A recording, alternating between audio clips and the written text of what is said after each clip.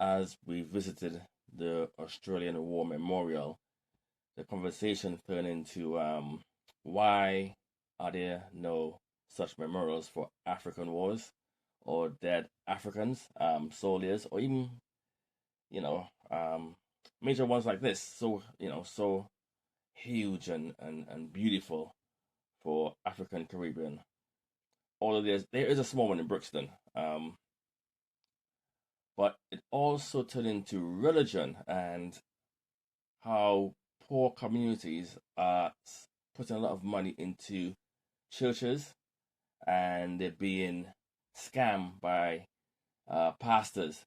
But one story that came up was a pastor called TB Joshua, a Nigerian pastor, who made a lot of money. He brainwashing, especially white people.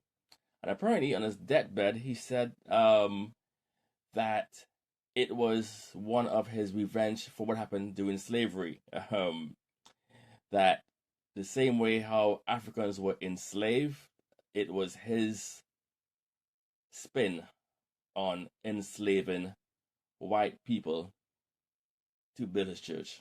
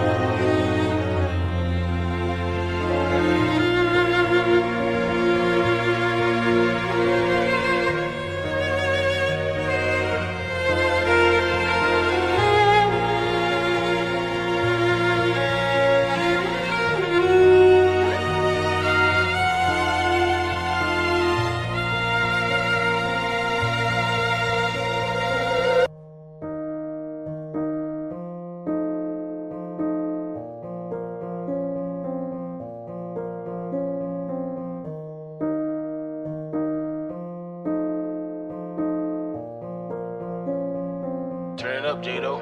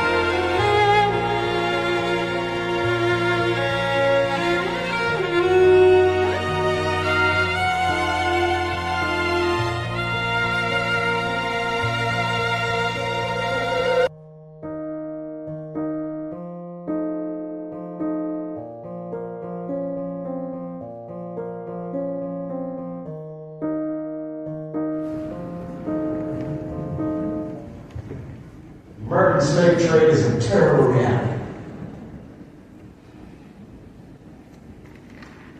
I was born amid such hellish sights and scenes.